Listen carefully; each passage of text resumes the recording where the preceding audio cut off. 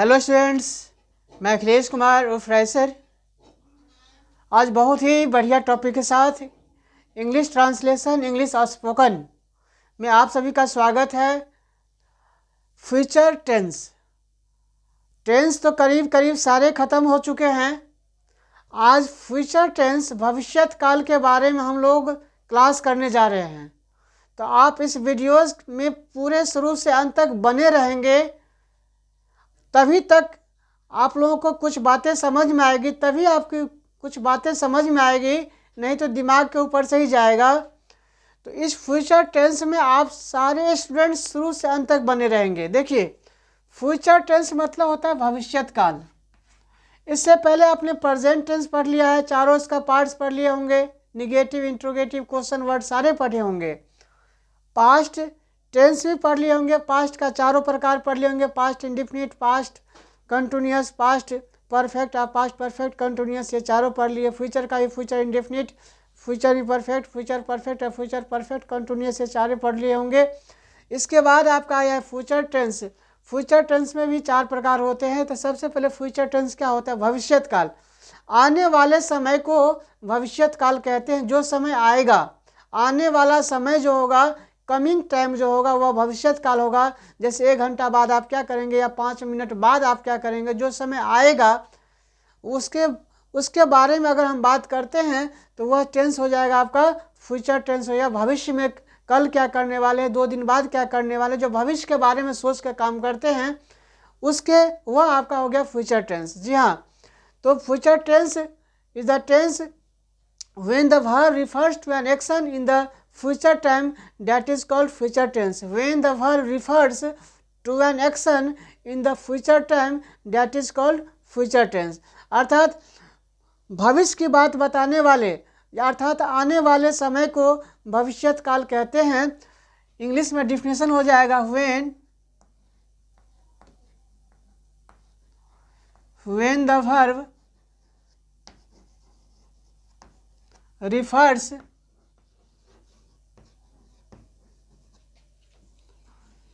to an action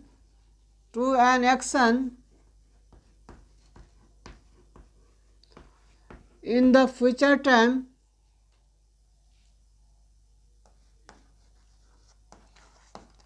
future time,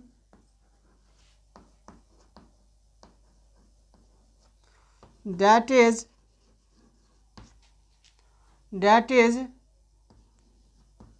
future tense. जी हाँ, अर्थात जो समय आने वाला होगा, आने वाले समय को, यानी भविष्य में कुछ होने वाला होगा, तो उस तरह के टेंस को, उस तरह के काल को हम क्या कहेंगे? फ्यूचर टेंस कहेंगे। when the verb refers to an action in the future time, that is future tense. अर्थात जब क्रिया फ्यूचर समय में, भविष्यत काल में किसी चीज़ का होने का बताता है, कोई काल जो होता है भविष्यत में, जो आने वाले समय में कोई बात होगी, वह आपका हो जाएगा फ्यूचर टेंस। जैसे मैं जाऊंगा, वह पढ़ेगा, राधा नाचेगी, कुत्ते भौंकेंगे, तो इस तरह के टेंस को आप क्या कहेंगे? फ्यूचर टेंस कहेंगे। जी हाँ, जैसे मैं जाऊंगा है ना, इसका जो हिंदी में हो जाएगा आने वाले समय को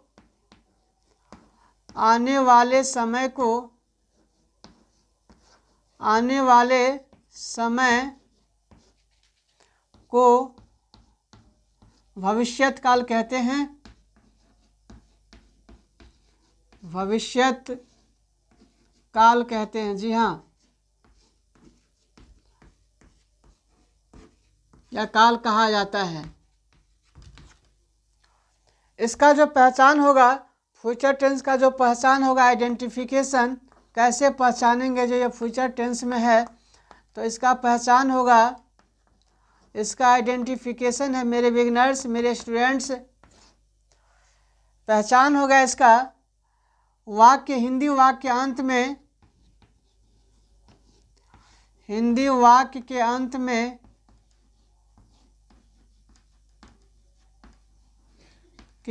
में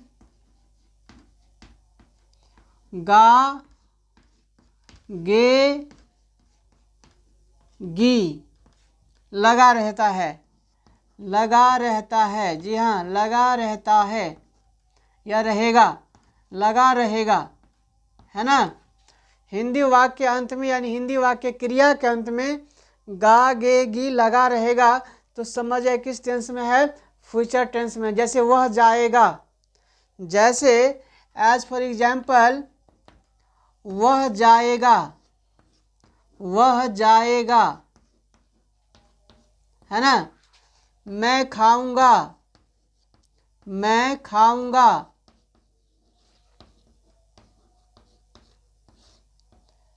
लड़के खेलेंगे, लड़के खेलेंगे, लड़के खेलेंगे। बने रहना है शुरू से अंत तक, जी हाँ लड़के खेलेंगे। राधा नाचेगी, राधा नाचेगी। तो देख रहे हैं ना हिंदी वाक्य के अंत में क्या लगा हुआ है, गा गे गी, राधा नाचेगी, लड़के खेलेंगे, मैं जाऊंगा, मैं खाऊंगा। ये हिंदी वाक्य अंत में गा गे गी लगा हुआ है। तो जब हिंदी वाक्य के अंत में गा गे गी लगा रहेगा तो इस तरह के सेंटेंस को आप समझ जाएंगे फ्यूचर टेंस में है, भविष्य काल में जो आने वाले समय को बताता है। राधा नाचेगी, है ना, कुछ समय बाद का इंडिकेशन कर रहा है। लड़के खेलेंगे, है ना। वह जाएगा, है ना, तो जाने का जो क्रिया है वह अभी हुआ नहीं है, समाप्त नहीं हुआ है, न हो रहा है, होने वाला है। कोई कुछ समय के बाद हो जाएगा, राधा कुछ समय के बाद नाचेगी, तो आने वाले समय के बारे में बोध करवा रहा है। किस समय के बारे में, आने वाले समय के बारे में बोध करवा रहा है। तो इस तरह का सेंटेंस जो होगा, इस तरह से अगर वाक्य आपका आएगा तो समझ जाएंगे ये फ्यूचर टेंस में है, भविष्य काल में है। अब इसको बनाएंगे कैसे, इसको हम बनाएंगे कि कैसे। और फ्यूचर टेंस को भी 4 पार्ट्स में बांटा गया है। इसका मैं नाम जानकारी दे, फ्यूचर इंडेफिनिट, फ्यूचर इम्परफेक्ट या कंटिन्यूस कह लीजिए, फ्यूचर परफेक्ट और फ्यूचर परफेक्ट कंटिन्यूस। लेकिन इस सब बात को आप सभी जानते होंगे, अच्छी तरह से जानते हो, ऐसी बात है जो नहीं जानते होंगे, पहली बार क्लास कर रहे होंगे। कई बार आप फ्यूचर टेंस या टेंस का कई बार आपने पढ़ा होगा, लेकिन आज के बाद एक भी डाउट आपके रहेगा ही नहीं आपके दिमाग में, पूरे डाउट्स क्लियर हो जाएंगे। इसलिए शुरू से अंत तक इस वीडियो में बने रहेंगे, ध्यान देना है। तो फ्यूचर टेंस को 4 भागों में बांटा गया है, future indefinite, future imperfect, future perfect और फ्यूचर परफेक्ट कंटिन्यूस। जी हाँ, तो फ्यूचर टेंस और future indefinite that is the same way, उसका जो पैटर्न है सेम है। फ्यूचर इंडेफिनिट या फ्यूचर टेंस का जो पैटर्न है सेम है। तो इस तरह के सेंटेंस को हम बनाएंगे कैसे, तो इसको समझ लेना जरूरी है। बनाएंगे कैसे, इसको हम बनाएंगे कैसे समझ लेना जरूरी है। देखिए इसका रूल हो जाएगा, रूल हो जाएगा इसका सब्जेक्ट, और सब्जेक्ट के बारे में मैंने क्लियर कर दिया है। सब्जेक्ट आपका नाउन या प्रोनाउन हो सकता है, सिंगुलर नंबर प्लूरल नंबर हो सकता है, एक वचन बहुवचन हो सकता है, सब्जेक्ट कुछ भी हो सकता है। वैसा ऑब्जेक्ट भी, ऑब्जेक्ट भी आपका एक वचन बहुवचन हो सकता है, सिंगुलर प्लूरल हो सकता है, नॉन प्रोनाउन हो सकता है। जी हाँ, तो सब्जेक्ट ऑब्जेक्ट से आप लोग बिल्कुल क्लियर हैं। सब्जेक्ट किसे कहते हैं, जो कार्य करता है उसे हम सब्जेक्ट कहते हैं, जो काम करे उसे हम कर्ता कहते हैं। Who does work, who does work that is subject. और जो रिस्पॉन्ड करता है, जिस पे कोई कार्य रिस्पॉन्ड होता है, क्रिया का फल जिस पे पड़ता है वह क्या होता है, कर्म कारक होता है, अर्थात ऑब्जेक्ट होता है, जिसको हम रिसीवर भी कहते हैं। क्या कहते हैं, रिसीवर। सब्जेक्ट होता है डोयर और ऑब्जेक्ट होता है आपका रिसीवर, किसी बात को रिसीव करता है तो वह हो गया रिसीवर।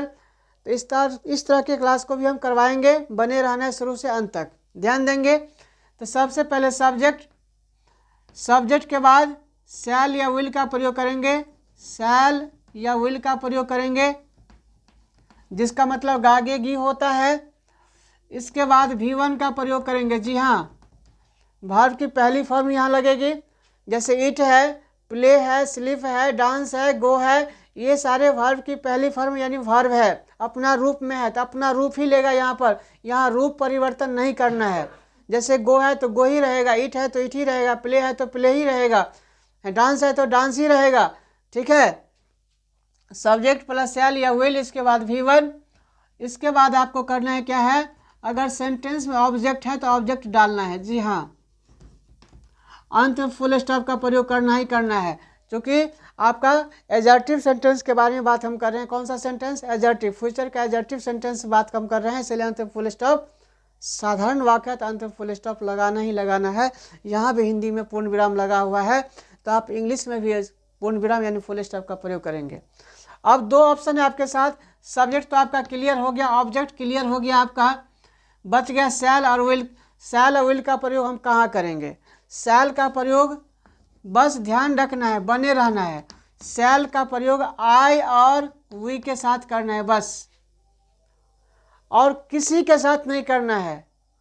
आई और वी के साथ सिर्फ शैल लगता है, आई का ही प्लुरल वी होता है। आई मतलब होता है मैं, अब मैं का ही बहुवचन होता है वी, हम लोग, हम सब, हम सभी, वी में चला जाएगा।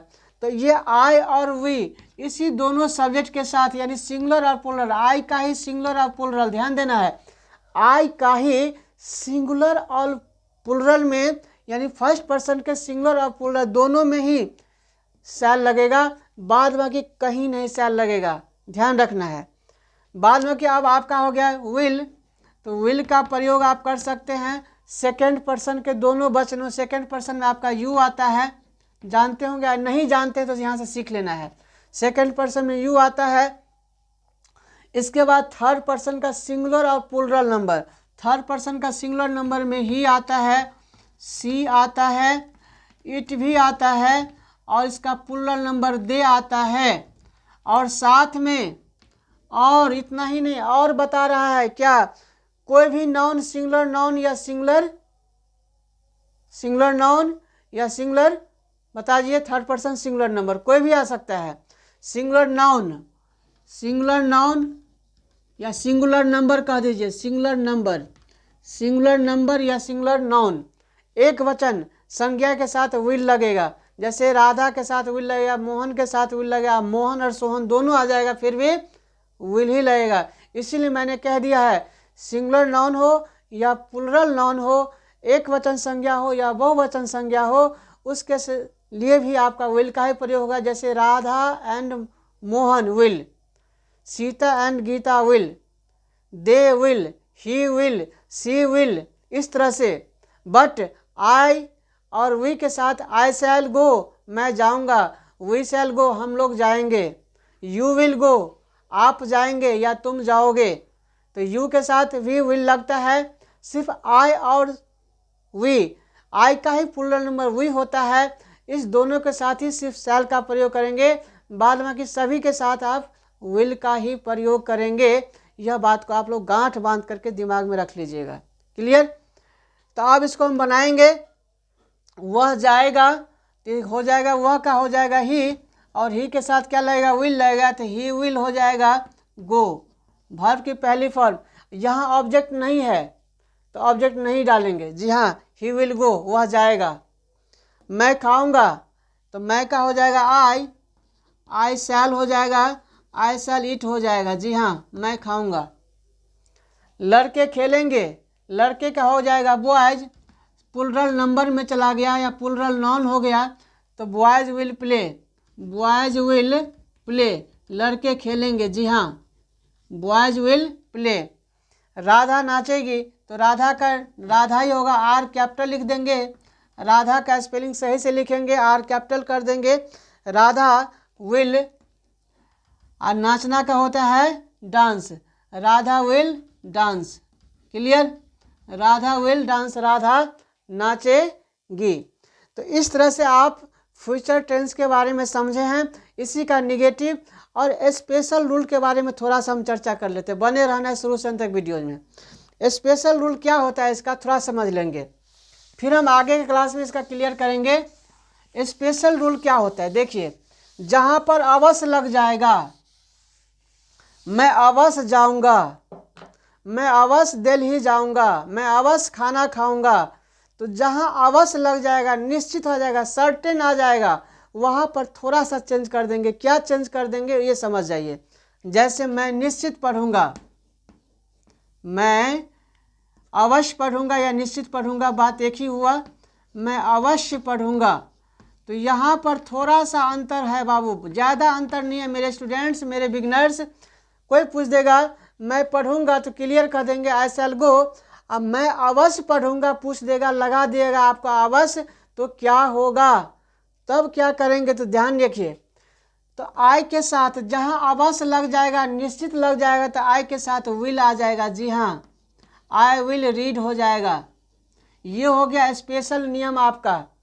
जहाँ पर निश्चित आ जाएगा, अवश्य आ जाएगा, वहाँ पर उल्टा कर दीजिएगा। जहाँ पर विल लगाते हैं वहाँ शैल कर देना है, और जहाँ शैल करते हैं वहाँ पर विल कर देना है। जैसे वह निश्चित आएगा, वह निश्चित आएगा, या अवश्य आएगा, वह निश्चित आएगा। कुछ भी हो जाए वो तो निश्चित आएगा। बारिश हो जाए, कड़ी धूप हो जाए, बादल आ जाए, कुछ भी हो जाए वह निश्चित आएगा। क्लियर हो गया, निश्चित लग गया। कुछ भी हो जाए वो आएगा ही आएगा, है ना, वह निश्चित आएगा। तो ही, और यहाँ पर विल लगाते थे साधारण वाक्य में विल का प्रयोग कर सीधे रहता, वह आएगा तो ही विल कम। लेकिन यहाँ लग गया वह निश्चित आएगा, तो ही के साथ शैल लगा दीजिएगा। जी हाँ, ही शैल कम। यह शैल आपको क्या कर दिया, वाक्य को निश्चितता की ओर ले आया, डिफिनिट कर दिया। जी हाँ, तो जहाँ पर शैल लगाते हैं साधारण वाक्य के लिए, उसी निश्चित वाक्य के लिए विल लग जाएगा। जहाँ अवश्य आ जाएगा, निश्चित आ जाएगा। तो ये चीज़ आपका वाइटल था, है ना। लड़के अवश्य खेलेंगे, लड़के, कुछ और उदाहरण देख लीजिए। लड़के अवश्य खेलेंगे, लड़के अवश्य खेलेंगे या पढ़ेंगे, कुछ भी वर्ब हो सकता है, खेलेंगे। तो लड़के का हो जाएगा बॉयज, है ना। अब बॉयज के साथ अब पहले क्या लगाते थे साधारण वाक्य के लिए, सीधे रहता लड़के खेलेंगे तो बॉयज विल प्ले। लेकिन लड़के अवश्य खेलेंगे तो वहाँ पर आप शैल लगा देंगे। दिमाग को थोड़ा सा उलट दीजिएगा तो हम लोग अवश्य में चले जाएंगे। जी हाँ, तो बॉयज शैल प्ले, बॉयज शैल प्ले हो जाएगा, लड़के अवश्य खेलेंगे, है ना। तो ये ध्यान रखना है, जहाँ पर निश्चितता का, अवश्य का, और अवश्य या निश्चित मैं जाऊंगा, निश्चित पढ़ूंगा, निश्चित मैं पटना से आऊँगा, है ना। तो जहाँ पर निश्चित वाली सेंटेंस आ जाएगा, अवश्य वाली सेंटेंस आ जाएगा, तो वहाँ पर मने मने बदल दीजिएगा। शैल के जगह पर विल और विल के जगह पर शैल, शैल की जगह पर विल और विल की जगह पर शैल का प्रयोग कर देंगे, मने मने चेंज कर देंगे। अगर आपको बहुत ही अच्छा लगा हो तो मेरे बिगनर्स, काफ़ी मेहनत आप सभी के लिए हम करते हैं, लाइक सब्सक्राइब जरूर कर लेंगे। अगर आप हमारे चैनल पर नए होंगे तो सब्सक्राइब कर ही लेंगे, और बेल आइकन प्यार से सटा देंगे, और शेयर भी कर देंगे। तब तक के लिए आप सभी से मैं इजाज़त लेता हूँ। बाय बाय, जय हिंद।